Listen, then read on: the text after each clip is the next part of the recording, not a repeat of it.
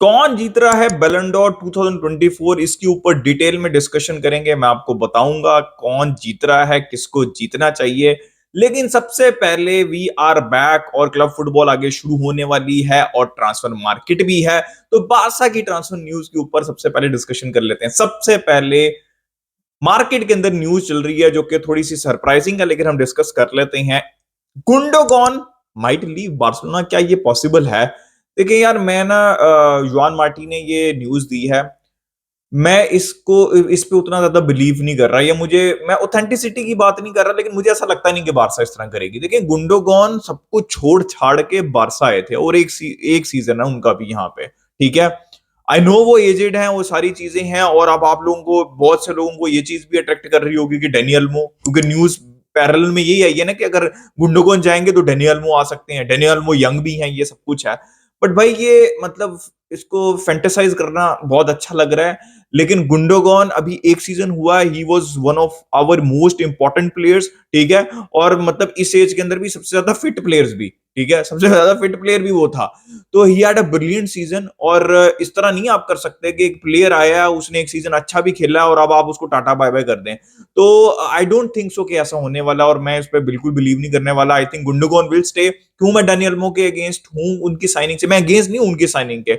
I think अगले साल जब गुंडोगॉन जाती हैं, उससे अगले साल जाती हैं और Dani Olmo still on the market, I would love to have him in Barcelona, because वो बारसा टाइप ऑफ प्लेयर हैं। लेकिन उनकी पोजीशन के ऊपर अभी गुंडोगॉन है, गावी भी वहां पे खेल सकते हैं, फरमीन भी है, इंटीरियर्स भी हैं बाय द वे, और पेड्री भी हैं, ठीक है। तो ये सारे प्लेयर्स हैं, तो किधर खेलना डेनियल मो ने? तो अगर कोई एक प्लेयर जाता है तो उनकी जगह आता है तो it make sense, but I don't think so कि गुंडोगॉन इज लिविंग बार्सिलोना। अब जल्दी से निको की न्यूज पे आ जाते हैं। देखिए, निको की न्यूज, निको टू बार्सिलोना, आई थिंक जो मेन टारगेट है बार्सिलोना का वो निको है। देखिए, क्यों है निको वो, और क्यों बारसा थोड़ा सा डीएम से हट रहे हैं, उसके ऊपर भी हम डिस्कशन करेंगे। लेकिन ये अपॉर्चुनिटी है। मैं तकरीबन 5-6 महीने से ये एक वर्ड यूज कर रहा हूं कि ये अपॉर्चुनिटी है मार्केट में। लोग थोड़ा सा कंफ्यूज थे निको विलियम्स की साइनिंग को लेके 4-5 महीने पहले तक, और मैं तब भी कह रहा था कि बंदा ला लीगा के अंदर खेल रहा है, 22 years old, has pace, has physicality, finishing, obviously decision making eventually improve हो जाती है अगर एक प्लेयर भी मेहनत करता रहे और उसके ऊपर मेहनत की जाए। तो निको विलियम्स के पास एक्सपीरियंस भी है ला लीगा में खेलने का, एथलेटिक क्लब, 20+ गोल असिस्ट, और अब लोगों का कंफ्यूजन थोड़ी सी दूर हो गया जब उन्होंने उनको यूरोस के अंदर बहुत बेहतरीन परफॉर्मेंस देते हुए देखा है स्पेन से। तो मैं क्यों वर्ड यूज करता हूं, ये अपॉर्चुनिटी है मार्केट के अंदर, एक अपॉर्चुनिटी। और बारसा ने भी यही एग्जैक्टली चीज अब रियलाइज किया कि भाई 58 मिलियन के अंदर आजकल की मार्केट में घंटा कुछ नहीं मिलता, तो प्रायोरिटाइज करें। और हमें रिक्वायरमेंट भी, ऐसा नहीं है कि रिक्वायरमेंट है, डीएम की भी रिक्वायरमेंट है, लेकिन हमें रिक्वायरमेंट है लेफ्ट विंगर की, और 58 million is opportunity in the market. तो जल्दी से उसको ग्रैब करते हैं, और फेब्रिजियो भी रिपोर्ट कर रहे हैं।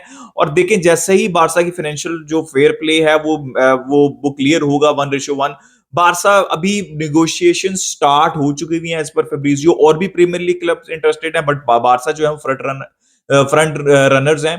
तो I think personal terms agree करनी है, और वो ग्रीन लाइट चाहिए ला लीगा की तरफ से, and they will sign Nico Williams, which is well and good. I really, मतलब I will be very happy कि बारसा निको विलियम्स को साइन कर लेती है। अब बारसा क्यों निको विलियम पे जा रही है, और डीएम की भी बहुत जरूरत है, हमने देखा। लेकिन देखिए, बात यह है कि ऑब्वियस कोई चॉइस नहीं है मार्केट के अंदर, और Barça just for the sake of it जो है वो साइनिंग नहीं करना चाहती। जुबिमेंडी ऑब्वियसली मैं बहुत पसंद है मुझे, वो मार्केट पे अवेलेबल नहीं है। आपने अगेन उनकी फाइनल के अंदर भी परफॉर्मेंस देख ली, वो कितना अच्छा प्लेयर है। मैं ये बार बार कह चुका हूँ, क्लासिकोस आप जाके देख लें, अगेंस्ट रियल मैड्रिड उनकी परफॉर्मेंस देख लें।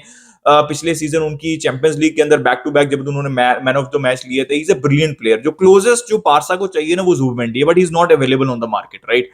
वो रियाज सुस्ट्राट रुक रहे थे, मैं उस डिस्कशन में नहीं जाना चाहता वो क्यों रुकना चाहते हैं। फिर अगर आप आते हैं किमिक के ऊपर आते हैं, किमिक देखें अच्छी साइनिंग है, बट वो डबल पेविट की साइनिंग, वो सिंगल पेविट की साइनिंग नहीं है। Barça 30-40 million I think will not be an issue, but main issue ये है कि क्या बारसा जो है वो अपना वेज स्ट्रक्चर ब्रेक करेगी अगेन फॉर अ प्लेयर जो कि 10-11-12 मिलियन नेट सैलरी मांग रहे हैं, ठीक है। तो आई डोंट थिंक सो कि बारसा, अगर वो कम करते हैं अपनी रिक्वायरमेंट तो वो बारसा जाएगी, अगर वो नहीं करते तो आई डोंट थिंक सो कि बारसा उस डायरेक्शन में जाएगी। तो अब सारी इंडिकेशन यही है।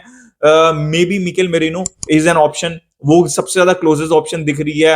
आई थिंक वेंडल है जेनेट की 20 मिलियन की ऑप्शन, वो सामने आ रही है। फिर आपको पता था स्टेलर प्लासियोस, ये वो 40 मिलियन की रेंज में भी ऑप्शन सामने आई थी। मुझे ऐसी, मेरी इंडिकेशन एनालिसिस ये है मार्केट का कि बारसा जो है वो मोस्ट लाइकली शायद मैक्सिमम मिकेल मेरिनो के ऊपर जाएगी डीएम पोजीशन पे, and they will They will trust Frankie De Jong, they will trust Gavi in that position when he comes back, they will trust Casado और Bernal को pre season में chance दिया जाएगा. तो this is what my analysis is, मुझे ऐसा ये दिख रहा है. तो निको, मिकेल मेरिनो, कोई और भी हो सकते हैं, बट लो कॉस्ट ऑप्शन के में उनकी रिक्वायरमेंट्स के ऊपर जो है वो डिपेंड करता है. अब राहो पे आ जाते हैं. Bad news for Barcelona fans, यहाँ पे सर्जरी रिक्वायर्ड होगी, हैमस्ट्रिंग इंजरी. यार देखें, राहो बड़ा कंसर्निंग पॉइंट है भाई. एक तो उनका कॉन्ट्रैक्ट एक्सटेंशन जो है वो बीच में लटका हुआ है, बेचना है या नहीं बेचना, ऊपर से इंजरी. ठीक है, पिछले 4-5 मैचेस लोगों को लग रहा था राहो के मसले हैं चावी से. अब न्यूज बाहर आ रही है कि राहो की इंजरी वो कैरी कर रहे थे, जिसकी वजह से वो आखिरी 3-4 मैचेस भी नहीं खेले थे पिछले सीजन के. तो इश्यू तो है. राहो इज अ ब्रिलियंट प्लेयर, मैं बिल्कुल भी नहीं चाहता, मैं बहुत दफा कह चुका हूं, बारसा उनको बिल्कुल सेल नहीं करना चाहिए, बिकॉज जब वो खेलते हैं तो बारसा बहुत अच्छा खेलती है. लेकिन अगर एक प्लेयर अवेलेबल नहीं होगा तो आपको सोचना पड़ेगा. ठीक है, लेकिन मैं ये नहीं कह रहा कि आप उनको सेल करें, बट उनकी ट्रिकी सिचुएशन, जैसे फ्रैंकी डियोंग की ट्रिकी सिचुएशन है कि भाई या तो वो एक्सटेंड करें या फिर वो बारसा उनको बेचे. और राहो की भी ये सिचुएशन अब और ट्रिकी सिचुएशन बन गई है. एक तो अब कोई और क्लब शायद आए ना, बारसा उनको सेल ही ना कर पाए अगर वो कॉन्ट्रैक्ट एक्सटेंड भी नहीं करते. और अगर कोई क्लब आएगा तो बारसा को हो सकता है कि कम पैसों में बेचना पड़े. ठीक है, बिकॉज वो भी इस टाइम जो है वो इंजर्ड है. I think the best solution still is कि बारसा शुड ट्राई कि किस तरह वो कॉन्ट्रैक्ट एक्सटेंड कर लें और वो रुक जाएं, और that's the best situation for Barcelona. But भाई इट्स कंसर्निंग, और इसके रहते ऐसा लग रहा है कि एरी गार्सिया भी रुक जाएंगे और इनिगो मार्टिनेज, मुझे लग रहा है इनिगो मार्टिनेज चले जाएंगे, most likely Eric Garcia will stay. तो गाइस ये न्यूज है मोर और लेस बारसा से रिलेटेड. अब आ जाते हैं बैलन डोर, क्योंकि भाई बड़ा हॉट टॉपिक है भाई, बैलन डोर कौन जीत रहा है.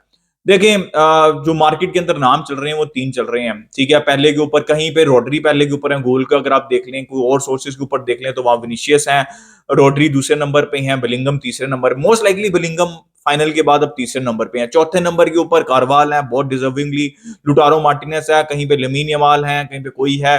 टॉप 10 के अंदर आपको कहीं ना कहीं मेसी भी नजर आ जाते हैं. तो लेकिन इट्स बिटवीन 3, रॉड्री और बेलिंगम और विनीशियस. अब जीतेगा कौन, ये जीतना किसको चाहिए. देखें, सबसे पहली बात तो ये है, बैलन डोर को बहुत ज्यादा सीरियस मत लिया करें. अच्छी बात है, इंडिविजुअल अवार्ड है, बट कोई सेट क्राइटेरिया डिफाइंड नहीं है. अगर आपने टाइटल्स के ऊपर जाना है, इंपैक्ट के ऊपर जाना है, तो लुटारो मार्टिनेस ने वो सबसे ज्यादा गोल स्कोर किए सीरिया में, गोल्डन बूट वहां पे. फिर आप उनका इंपैक्ट कोपा अमेरिका में देख लें, वहां पे भी उनके सबसे ज्यादा गोल थे. 2 टाइटल्स हैं उनके पास, बट वो नहीं जीतेंगे बिकॉज वो इंटर के लिए खेलते हैं. कारवाल सब कुछ है, रियल मैड्रिड के लिए खेलते हैं, स्पेन के लिए खेलते हैं, सबसे ज्यादा कारवाल ने जीते हैं. ठीक है, लेकिन कारवाल भी नहीं जीतेंगे क्योंकि वो राइट बैक है. तो इनको तो हम साइड पे रख देते हैं, बाकी और तो इसके अलावा तो और किसी का चांस ही नहीं है.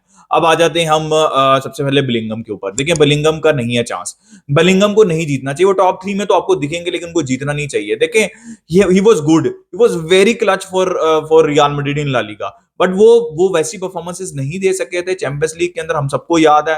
लेट्स नॉट फॉरगेट, वो he was not the main man.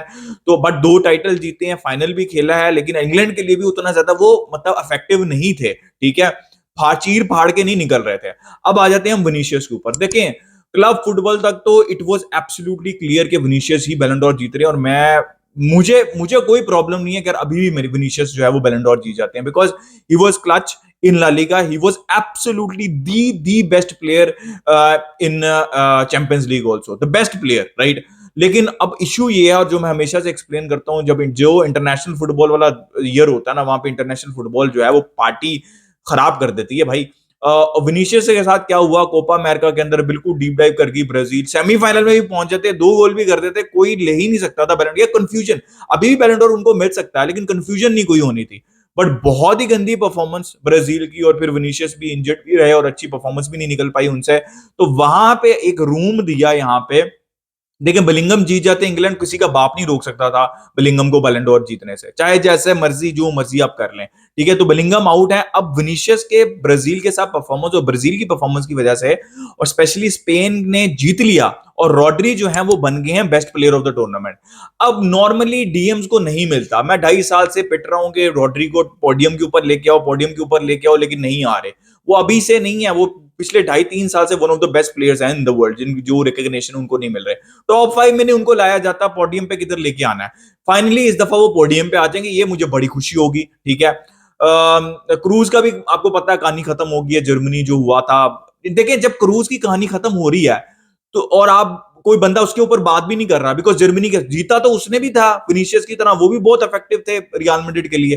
तो अफेक्ट होता है ना, आप इस बात को मानेंगे ना क्या इफेक्ट होता है इंटरनेशनल फुटबॉल का। अब रोड्री जीत गए बेस्ट प्लेयर, और जितने भी गेम्स थे उन्होंने प्रीमियर लीग भी जीत सकी है। देखिए डबल अगर विनीशियस का है चैंपियंस लीग और ला लीगा का, तो उधर प्रीमियर लीग और यूरो चैंपियनशिप है, तो वहां पे तो बिल्कुल आप पैरेलल के अंदर आके सामने खड़े हुए हैं, ठीक है। और जितने विनीशियस इंपॉर्टेंट थे अपने डबल के अंदर, उतने ही रॉड्री इंपॉर्टेंट है अपने डबल के अंदर जो उन्होंने किया। तो अब जीतेगा कौन? देखिए अभी भी मुझे ये लगता है कि फॉरवर्ड्स को मिलता है, फॉरवर्ड का बैलन डोर है, ये मिल जाएगा विनीशियस को। और बिल्कुल अगर विनीशियस को मिलता है तो मैं ये बिल्कुल नहीं कहूंगा कि विनीशियस डिजर्व नहीं करते। मैं होल हार्टेडली ये बात कह रहा हूं कि विनीशियस डिजर्व करते हैं। अगर बिलिंगम को मिल जाता है तो मैं होल हार्टेडली ये बात कह रहा हूं कि भाई बिलिंगम बिल्कुल भी डिजर्व नहीं करते। लेकिन अगर रॉड्री को मिलता है तो that would be a win for football, ठीक है। अब नो, मुझे पता लोग पीछे चले जाएंगे, ये वो रोनाल्डो मेसी की एरा में चले जाएंगे, उसको छोड़ दें भाई, वो एरा ही अलग था, अब रूम है, ठीक है। लेकिन मुझे पता है कि रॉड्री को नहीं मिलने वाला, मिलना चाहिए। दोनों ही डिजर्व, मेरे हिसाब से इक्वली डिजर्व करते हैं, विनीशियस भी रॉड्री भी। मैंने आपको एक्सप्लेन कर दिया वाई, ठीक है। दोनों में से किसी को भी मिले आई वुड बी हैप्पी, लेकिन मुझे ऐसा लगता है कि रॉड्री को नहीं मिलेगा, बिकॉज वो एक डीएम है, उतनी पीआर नहीं है जितनी विनीशियस की है, ठीक है। तो दैट इज माई प्रिडिक्शन कि Vinicius win I would be surprise कि अगर रॉड्री जीतते हैं, लेकिन डिजर्व दोनों करते ही हैं। ये बात अपने दिमाग अगर जरा सा आप खोलें ना, और आप पूरे पूरे सिनेरियो को देखें, तो आपको लगेगा कि जो दो बंदे डिजर्व करते हैं वो विनीशियस हैं और वो रॉड्री हैं, और वो ट्रू सेंस के अंदर बेस्ट प्लेयर रहे हैं, इंपैक्टफुल प्लेयर रहे हैं अपनी टीम के लिए थ्रू आउट अपने अपने रोल के अंदर। तो that is the most important thing, अपने अपने रोल के अंदर दे वर द बेस्ट। लेकिन नहीं होने वाला आपको पता ही है। तो मेरी प्रेडिक्शन ये कि विनीशियस जीत रहे हैं। अपनी प्रेडिक्शन बताएंगे कौन जीत रहा है बैलन डोर, और बारसा को क्या करना चाहिए ट्रांसफर मार्केट में, in the comment section. Like कर दिया, सब्सक्राइब कर दिया। मिलते हैं नेक्स्ट वीडियो में। कल का बादशाह।